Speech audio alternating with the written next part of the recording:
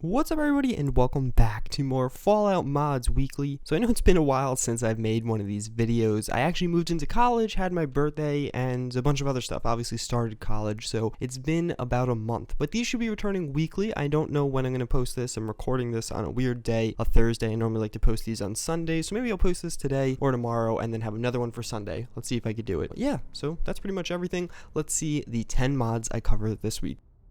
Superman outfit by Chris Sharp. Have you ever wanted to take on villains dressed in some Superman armor? Maybe kill a few super mutants by punching them to death?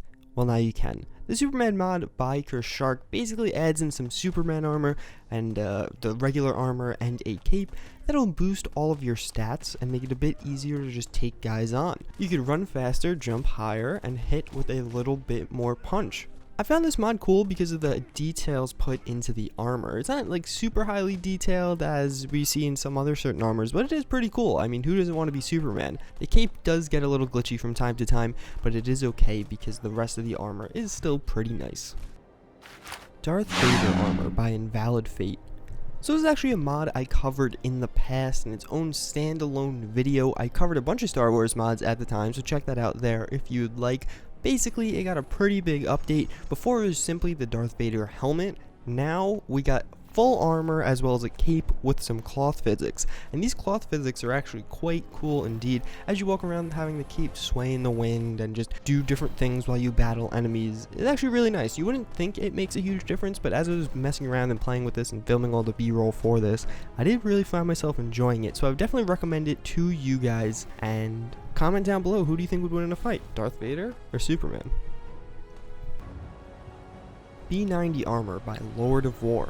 So to take a step away from Superman and Darth Vader, we have the B90 armor, and this is by far one of my favorite armor pieces I've seen for Fallout 4 so far. A lot of the armors we saw in the past weren't made for Fallout 4 specifically, not that they really had to be, but they were ripped from other games using the same engine, so Skyrim and Fallout 3, New Vegas, etc. The B90 armor isn't any of that. This thing was custom modeled by Lord of War, and I think it looks absolutely beautiful. I'm not actually going to show you all of the different versions in here because I really recommend you guys download this for yourself. It's a very well balanced piece of armor. You can craft it from the chemistry station, much like other things, and it all around just fits into the Fallout world so well. As I was playing and filming some of the mods you'll see later on, I was just wearing this armor and it felt just so right. It looked so well, it fit in the world. The different jetpacks were awesome to choose from. Unfortunately, they don't work yet, but I think that's something he plans on adding soon, and there might be another mod that I covered last week, the jetpack mod, that you would want to check out if you would like to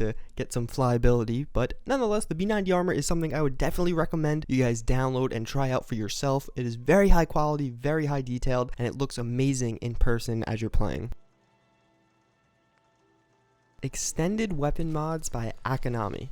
So other than the fact that I just probably butchered that guy's name, he does make a really cool mod. Have you ever wanted to add weapon mods that you just couldn't to certain weapons, like making an automatic combat shotgun or just giving crazy scopes to guns that really don't need them?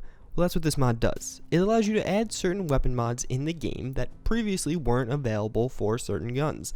Currently, it only does apply to a few guns, including obviously the combat shotgun and the 44 revolver and a few others. It did add its own gun I didn't show in the video because it updated later on. As I said, I'm filming this a bit late, but this is just a cool mod to kind of have there. The options are available to you if you somehow find an excuse to use them at any point down the line. I found myself having a lot of fun playing with the different overpowered shotguns, and even though they were overpowered, it kind of felt right because of the amount of ammo I was going through. It really kind of grounded itself, and especially with legendary weapons now, this gives you a way to have a good middle ground with some odd overpowered things that maybe Bethesda didn't want in the game, but you want in the game anyway. I do recommend you guys check this one out.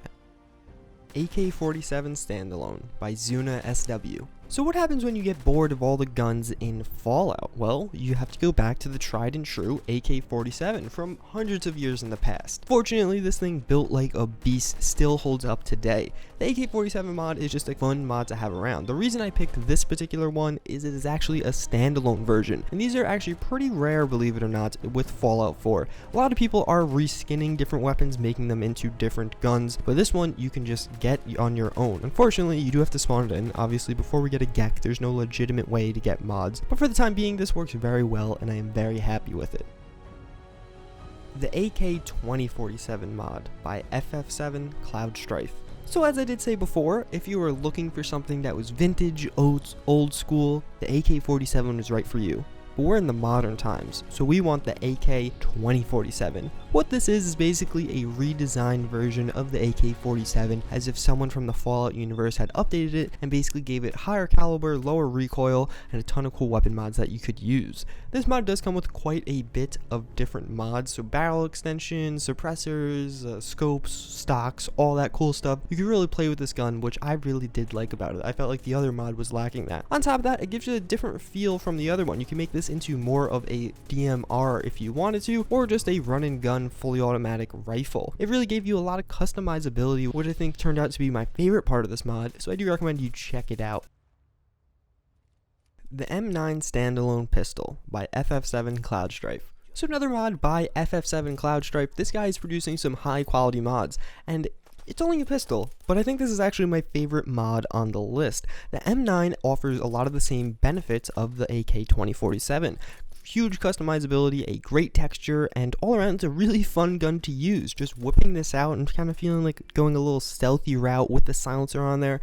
But also you can make this thing fully automatic and increase the caliber in which it fires. Doing that made me absolutely adore this gun. I had so much fun taking out enemies with just the M9 to the point where I didn't really want to use any other gun. I just ran around trying to be stealthy and go for sneak shots. And it's so much fun. I don't know why I really love this mod so much, but it is just a ton of fun. I recommend you download it. The texture looks great and all that, as I did say, and it's just something good to have about. Again, obviously this is a standalone gun, so it's not replacing anything, which is another thing that makes it really great. It's not like I'm losing another gun in order to get this. Although, unfortunately, you do still have to spawn them. Snap and Build by 83D0. So Snap and Build is actually a really cool mod for those of you who love settlement building. As you may have guessed, and as you may be able to see, basically what it does, it gives you a ton of different combinations of things to snap and build. It's a bunch of pieces together that will easily connect, and you can kind of just hot swap different things. Think of it as like one of those do it yourself or build your own thing kits that gives you like, okay, you could pick this door, this door, this door, this color, this color, this color, and you make it your own. I really like this mod because it's really simple to use. I was never super into some of the more intricate settlement building mods and making all these crazy things because I just didn't want to spend that much time with it. I like settlements, but I didn't love them. I thought of them as more of an afterthought after I did everything else. This is perfect for those types of people. You could spend not tons of time but still make your settlement personable and all that. It does add in a ton of new things you could add to settlements that weren't available before, but it makes them easy to use and easy to customize. I would definitely recommend Snap and Build for all of you who even are really into settlement building and some of you that aren't as much into it like I am. Combat Power Armor by TUMBAJAMBA. So this is like some of those armor mods from the beginning, but on steroids. TUMBAJAMBA's Combat Power Armor mod is absolutely beautiful. It basically adds in a new type of power armor, Combat Power Armor, like similar to combat armor, and it's beautiful. It just looks so well. It just feels instantly like it belongs in the Fallout universe, and it's just a cool mod to go experiment with and explore with. I did really love the textures on this thing. I actually think I like the textures of this more than the original combat armor, or more than the original power armors in the game. I just think this one looks so good, and it's just so pleasurable to walk around and shoot things with it. It's a pretty straightforward mod. All it is a new type of power armor for you to wear. It's not the strongest, it's not the best, it's just pretty good and pretty cool. Rip a guy's arm off and beat him to death with it by KENTINGTON.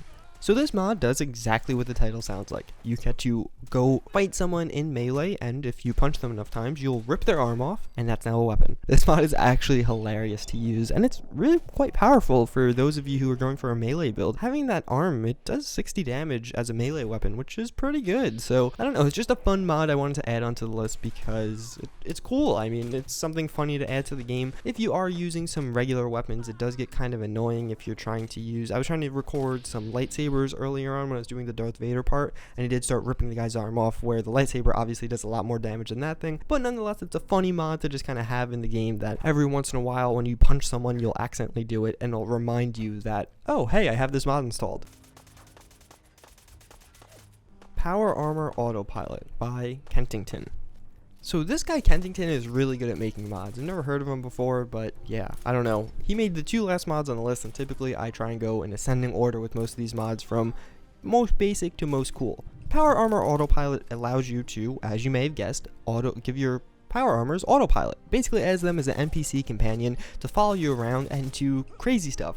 So it's really fun just having these guys with you. I mean, if you don't really like people, you basically have a robot in power armor following you around. That's it. He plans to add more in the future, like being able to have them drop off to you from vertibirds. Right now you can throw a signal grenade and have them fly into you, although I never found myself really using that, as I don't know, they were just with me and we went on travels together like a normal NPC. It's a cool mod, and it's a unique idea that, I don't know, I wish I would have thought of it, but really well made, really polished. I didn't have any problems or any glitches with the different power armors, and you can mix and match them. As you can see here, I'm using the combat power armor, which I did, review later on this, so it does work with modded power armors, which is a really nice addition, and I did use some Exo 1 and all that too. So all around, pretty cool mod. Definitely would recommend this one. So that's it for another week of Fallout 4 mods. Obviously this one's going to be coming out a little bit later than I had expected originally, but hopefully we will actually get on a weekly basis now. I do hope you guys did enjoy this episode. Unfortunately, for time constraint reasons, I don't have a battle to link to you early, but next episode I will link you to a new cool battle, so hopefully you guys check that out. As always, I thank you for watching, and make sure to comment mods down below to add them to the next video. I'll give you a little mention if I do feature it. So yeah, see you all next time.